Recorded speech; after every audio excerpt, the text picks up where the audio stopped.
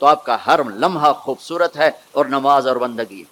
اپنی فیملیز کے ساتھ رہتے ہو، ماں باپ ہیں ان کی دعا لے لو، ان کی دعا لے لو. بیویاں ساتھ ہیں ان کو عزت دو، احترام دو. گھر والوں کو حسن سلوک سے رکھنا یہ بہت بڑا ایمان ہے. میرے نبی نے فرمایا سب سے اعلیٰ درجے کا مسلمان وہ ہے جو بیوی کے ساتھ اچھا سلوک کرتا. پھر آپ نے کہا میں اپنی بیویوں کے ساتھ سب سے اچھا سلوک کرتا. تو وہ ایک نوجوان میرے پاس آیا، کہنے لگا جی بیوی سے جھگڑا بہت ہوتا ہے تو مجھے کوئی تعویذ دے دو. میں نے کہا بیویوں پہ تعویذ چلتے ہی کوئی نہیں. کہنے لگا کیا کروں؟ میں نے کہا کہ طریقہ بتاتا ہوں. کہنے لگے بتائیں. میں نے کہا ہر دفعہ جب کھانے پہ بیٹھو 2-3 لقمے اپنے ہاتھ سے کھلا دیا کرو. کہنے لگا اس سے کیا ہوگا؟ میں نے کہا یہ تو تم بعد میں دیکھو گے کیا ہوگا، تم کرو تو صحیح. کوئی 2 ہفتے گزرے، میری اس کی اچھی دوستی تھی، اللہ اس کی بخشش فرمائے، تو بہت ہو گیا. میں نے پوچھا، اس کا فون آ گیا نا، تو میں نے پوچھا وہ میری بات پہ عمل کیا؟ کہنے لگا نہیں. میں نے کہا کیوں؟ کہنے لگا شرم آتی. میں نے کہا لڑتے ہوئے شرم نہیں آتی؟ بولا عورت بھی کوئی ذات ہے جس سے لڑا جائے. وہ غصے میں بھی آئے تو کمزور ہے، کمزور سے درگزر کرنا ہی انسانیت.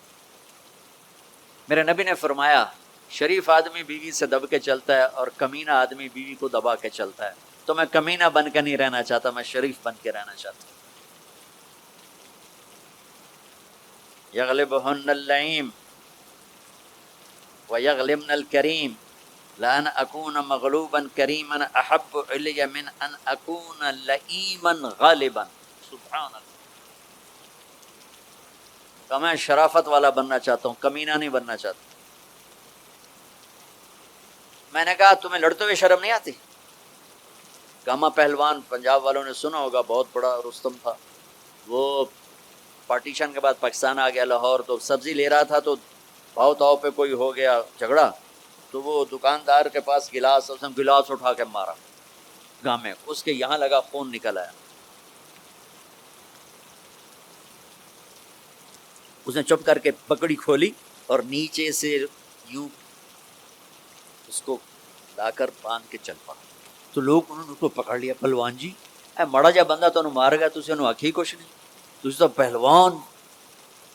کہنے لگا ماڑے نو مار دیا شرم. وہ کہنے لگا کمزور کو مارتے ہوئے شرم آتی. عورت پہ ہاتھ اٹھانا، یہ گالیاں دینا، اس کے ماں باپ کو گالیاں دینا تو جانوروں کا کام ہے، انسانوں کا کام تو نہیں. میں نے کہا کر اور مجھے بتا. کوئی 2 گھنٹے بعد اس کا فون آیا کہ مولانا صاحب کمال ہو گیا. میں کیا ہوا؟ کہ میں نے اس کے منہ میں لقمہ ڈالا، ہوتا منہ تھے کھلے رہ گئے، کھلے رہ گیا. مجھ سے کہنے لگی تو خود تو کر نہیں سکتا، کس نے تمہیں یہ سکھایا ہے؟ کس نے سکھایا؟ اس نے کہا مجھے مولوی طارق جمیل نے سکھایا. انہوں نے ایسے جھولی اٹھا لی. اللہ مولوی طارق جمیل اور اس کے بچوں کا بھلا کرے جس نے تمہیں انسان بنایا. اپنے گھروں کو آباد کرنا ہے تو اخلاق اچھے کرو، بول میٹھا کرو. بچے ساتھ ہیں ان کو محبت سے لے کر چلو. آپ ایسے دیس میں ہو جہاں ہمارا دینی ماحول نہیں ہے، آپ کو بنانا پڑے گا. اور دینی ماحول بنانا ماشاءاللہ، بہت مسجدیں دیکھی، مدرسے دیکھے، بہت خوشی ہوئی، لیکن ماحول بنانے کے لیے کچھ اور بھی ہے. محبت دو. علماء سے کہتا ہوں آپس میں پیار و محبت کی فضا قائم کرو. شدت پہ نہ چلو، نرمی پہ چلو، فتوے بازی پہ نہ چلو، محبت سے چلو. اختلاف رائے کرو، پر اختلاف رائے کو کفر تک پہنچا دینا، حرام تک پہنچا دینا، یہ اہل علم کا کام نہیں ہے. اہل علم ہوتے ہیں جو حلیم ہوتے ہیں، وقور ہوتے ہیں، اور وہ درگزر کرنے والے ہوتے ہیں، محبت کرنے والے ہوتے ہیں، معاف کرنے والے ہوتے ہیں، برداشت کرنے والے ہوتے ہیں. چھوٹی چھوٹی باتوں پہ فتویٰ بازی، اس سے بچو. اللہ تعالیٰ نے جو ہمیں یہ تبلیغ کا کام دیا ہے، اس میں آپ سب سے یہ نیت کرواتا ہوں کہ 4 مہینے لگانے کی ساری نیت کر لو. کرتے نا نیت انشاءاللہ؟ اور چھوٹی سی تشکیل کرتا ہوں کہ ہر مہینے 3 دن آپ لگا لیا کریں. اللہ کا فضل ہے، تبلیغ کا کام تو ہر جگہ ہو رہا ہے. اب ہر مہینے صرف 3 دن جانا شروع کریں. جنید جمشید مرحوم کو میں نے یہ کہا تھا کہ تو 3 دن لگانا شروع کر. وہ کہنے لگا میں تو ناچتا ہوں، اسٹیج پہ گاتا ہوں، میں 3 دن لگاؤں گا؟ کیسے لگاؤں گا؟ میں ادھر یہ کرتا ہوں، ادھر تبلیغ کروں. میں نے کہا یہ تیری ڈوز ہے، دوا ہے، تو دوا شروع کر، صحت ہو جائے گی. 97 کی یہ بات.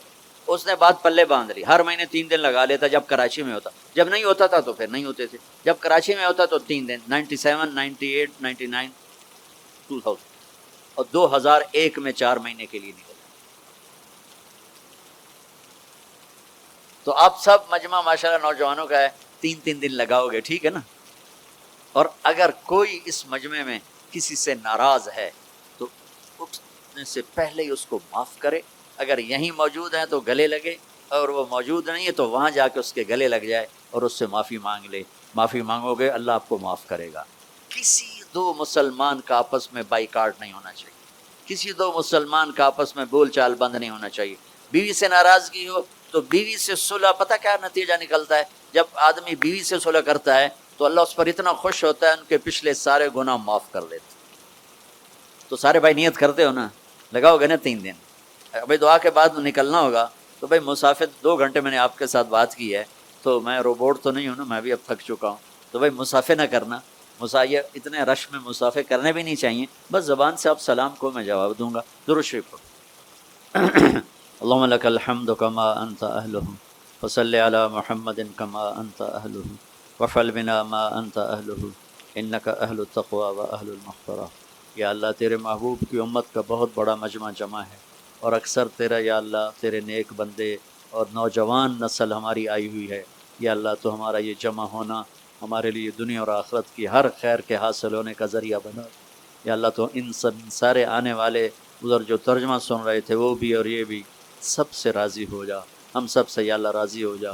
ہمیں دنیا کی عافیت بھی عطا فرما، ہمیں آخرت کی بخشش اور مغفرت عطا فرما. ہمیں دنیا کی رسوائیوں سے بچا، آخرت کی ذلتوں سے بچا، دنیا کی پستیوں سے بچا، آخرت کی مصیبتوں سے بچا.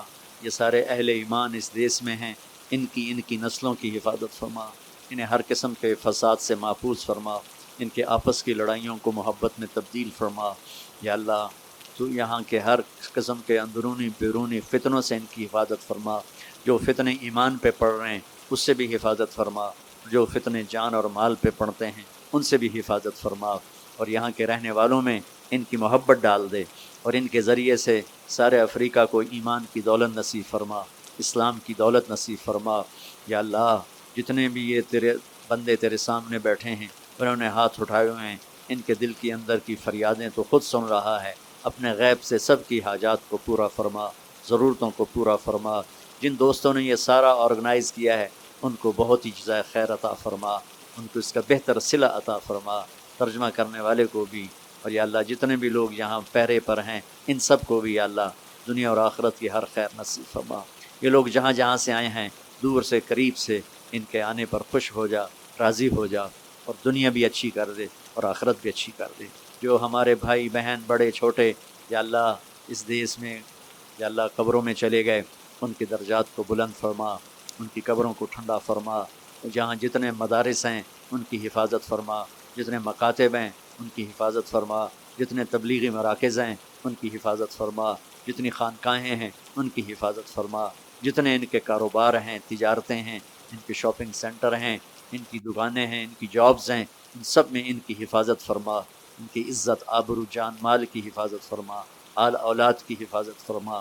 ان کے خلاف جو بھی اسکیم چلائے، جو بھی چلائے، یا اللہ تو ان کی شر سے ان کی حفاظت فرما. یا اللہ جب ہمارے جانے کا دنیا سے وقت آئے تو ایمان کی سلامتی والی، صحت والی، عافیت والی موت نصیب فرما. ہماری زندگی کا آخری حصہ سب سے اعلیٰ بنا دے، آخری عمل سب سے اعلیٰ بنا دے، ملاقات کا دن سب سے خوبصورت دن بنا دے. یا اللہ تو ہم سے راضی ہو، ہم تجھ سے راضی ہوں. یہ کیفیت ہمیں اس وقت نصیب فرما. اور یا اللہ اپنے فضل و کرم سے ہمارا یہ جمع ہونا قبول فرما اور ہم سب سے راضی ہو جا. اللهم انا نسألك خير ما سألك منه عبدك ونبيك محمد صلى الله عليه وسلم، ونعوذ بك من شر ما استعاذك منه عبدك ونبيك محمد صلى الله عليه وسلم. اللهم انت المستعان وعليك البلاغ، لا حول ولا قوة الا بالله. صلى الله عليه وسلم. آمين. السلام علیکم ورحمۃ اللہ.